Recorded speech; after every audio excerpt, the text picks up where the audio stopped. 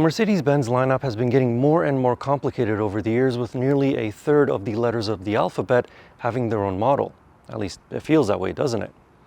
Mercedes-Benz too realized this, which is why they've begun to streamline their lineup. This is the 2024 CLE-class. It replaces both the C-class and E-class coupe and cabriolets. So does that mean that this is an in-between type of car, or is it leaning more towards a C-class, or maybe an E-class? Let's go for a drive and find out.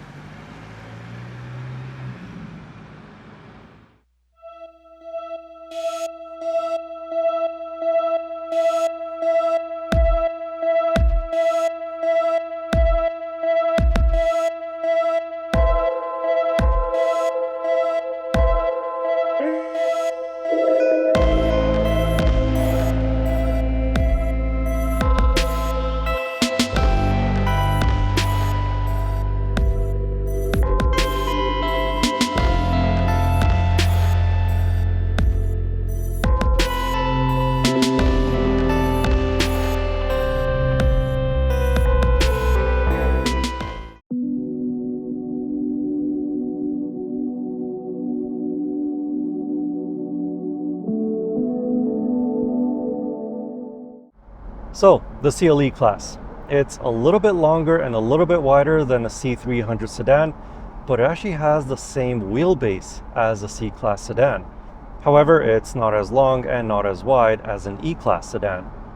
This car also shares the same powertrain as a C300 sedan, so that means a 2-liter turbocharged 4-cylinder engine with a 48-volt mild hybrid system and a 9-speed automatic transmission. The engine develops 255 horsepower and 295 pound-feet of torque. It allows this 2-ton Cabriolet to accelerate from 0 to 100 kilometers an hour in about 6.5 seconds, which is not too bad. But this car wasn't meant for fast acceleration times. It doesn't have an AMG badge on the back, at least not yet. So the powertrain is perfectly fine for this type of vehicle. It does still feel a little bit sluggish under 2000 RPMs, even with the aid of the 48-volt mild hybrid system, but once the RPM needle goes past that, it pulls pretty hard. Again, this powertrain is not going to wow you with super fast acceleration or heavy cornering Gs or anything like that, but this is good enough for this car. And for the time being, this is the only powertrain that's available. For us here in Canada, in the United States, you guys do have the 450 powertrain, which means a turbocharged inline-6 engine for the Cabriolet. We don't get that here in Canada, at least not for the time being. This new CLE 300 Cabriolet is rated for 10.1 liters per 100 kilometers in a city and 7.3 liters per 100 kilometers on a highway. I managed to get 8.7 liters per 100 kilometers during my time with the car. If you find yourself driving on highways often, you can switch the car to Eco mode for improved fuel efficiency. In this mode, the engine will momentarily shut off every time the driver lifts their foot off the throttle pedal. This allows the car to travel a little bit further without losing any momentum from engine braking. When the throttle is reapplied or the brake pedal is depressed, the engine fires up immediately. This is a very smooth and unobtrusive system. One thing I will say about the driving dynamics is that although it doesn't corner all that great, it does feel very stable. The steering responds quickly, and best of all, the brakes feel normal. If you've seen my C300 review, then you know that I absolutely hated that car because of the way that the brake pedal felt. And that's because for the first little bit of putting your foot on the brake pedal, it felt like as though you were stepping on a balloon. It's only when you pushed harder did you actually feel a firm brake pedal. In this one, it's different. In this CLE class, the regen braking and the physical brakes are blended. It's not sequential one after the other like how it is in the C300 that I previously reviewed. So that means as soon as you put your foot on the brake pedal, it actually does feel firm and it provides resistance. It's still not 100% perfect, but it is a heck of a lot better than the C-class, and that made the whole difference between me liking that car and absolutely hating it. So it's a good thing that this one does feel more normal.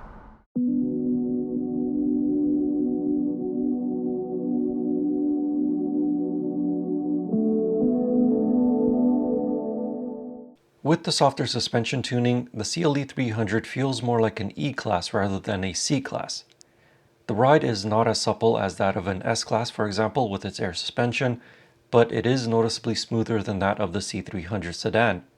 The harshness of road bumps and imperfections are smoothed out by the suspension despite the low-profile tires of the optional 20-inch wheels.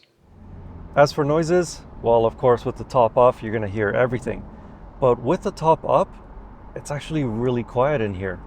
The most noise that intrudes into this cabin with the top up is actually tire noise, not wind noise. Wind buffeting is actually not that bad, at least for the front seats with the windows rolled up. For the back seats, it probably is a little bit worse. But if the wind buffeting is still too bad for you, then this car does have an air dam, I guess that's what it's called, that rises from the top of the windshield. And there's also a screen that rises from in between the rear seats to prevent air from flowing backwards into the cabin. However, at high speeds, that air dam produces a lot of noise, a lot more than if it was left in its closed position. Although the CLE-class is an all-new model, the interior looks the same as every other modern-day Mercedes-Benz vehicle. You're getting the exact same steering wheel, the same infotainment touchscreen which blends into the center console, the same digital driver display, and even the same air vents as you find in some other Mercedes-Benz vehicles. It looks quintessentially modern Mercedes-Benz in here. Now what that means is that most of the controls are either embedded into the infotainment touchscreen or they are capacitive touch like the ones on the steering wheel. If you've watched any of my previous videos, then you know I'm not a fan of this. I still prefer the physical toggle switches and buttons that the previous generation Mercedes-Benz vehicles had. To me, these capacitive touch controls, especially the ones on the steering wheel, just don't always work 100% of the time. And same thing goes for the climate controls.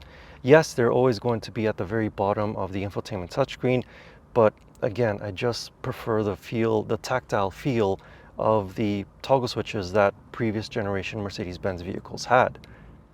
Then again, with this new generation of Mercedes vehicles, you can tell the infotainment system to change the temperature for you, for example. So you just say, hey Mercedes, and then change the temperature to whatever you want it to be. Speaking of the infotainment system, this car receives the third generation of MBUX. For the most part, it looks the same as the second generation that almost every other Mercedes-Benz vehicle currently uses, but the icons on the home screen have been simplified and it doesn't require you to dig quite as deep through the system in order to change something. And also this infotainment system is faster, not only to boot up, but also to react to your inputs. And because this is a convertible, there's a little button right here next to the volume that allows the screen to tilt from 12 degrees all the way up to 32 degrees. This is to reduce glare in direct sunlight.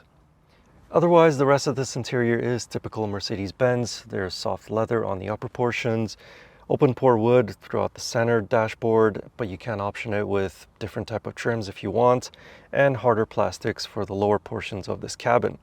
Interior space is fine up here in the front seats for my 6'4" height, plenty of legroom and plenty of headroom, obviously now with the top off, but even with the top up, my hair isn't brushing up against it. And also these seats really feel very comfortable for my height and body type. On this particular demo car, they are massaging, and the massaging function works really well.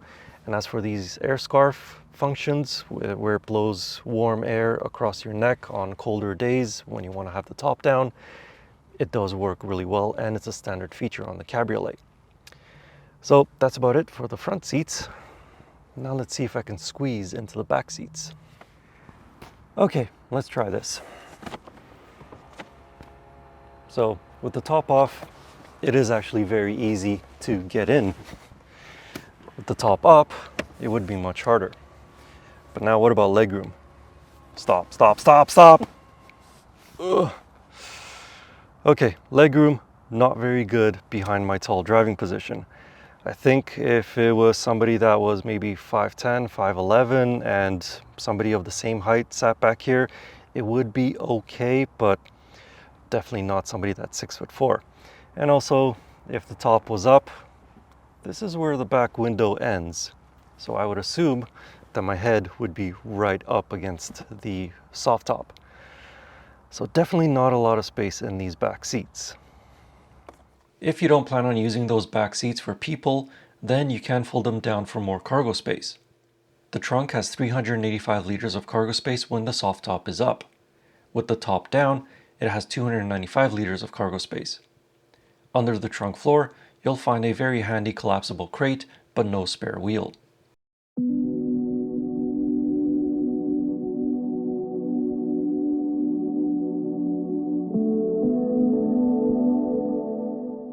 The 2024 Mercedes-Benz CLE-300 Cabriolet is not a cheap convertible. It starts at $71,650 Canadian, with this demo vehicle costing $87,450 Canadian, which is an almost fully loaded price.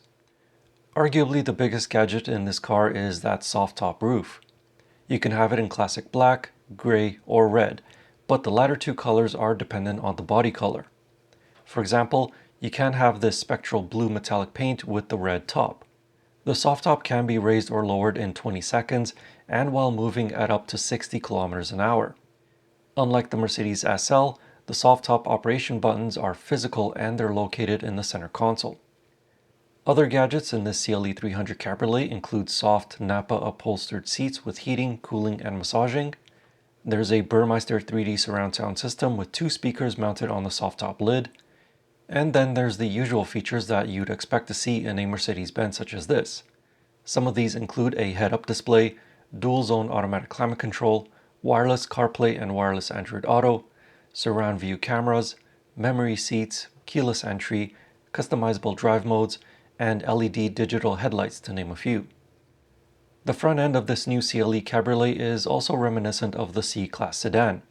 It has broadly similar grille and bumper designs with slightly different headlights. The rear is more unique to the CLE with a slim illuminated tail lamp, but fake exhaust tips. It looks like Mercedes took a page out of Audi's book with those. In the end, the new 2024 Mercedes-Benz CLE-300 Cabriolet looks and drives like a C-Class, but it has the ride of an E-Class. So in a way, it does bridge the gap between the two Cabriolet models it replaces. However, it does feel a bit more like a C-Class rather than being perfectly in between the C and E-Class Cabriolets. If you'd like to know more about this 2024 Mercedes-Benz CLE-300 Cabriolet, I have a written review with a few more details about it over on my website. You can find that link in the video description or click in the pop-up banner in the top right corner. In the meantime, thank you for watching and see you in the next video.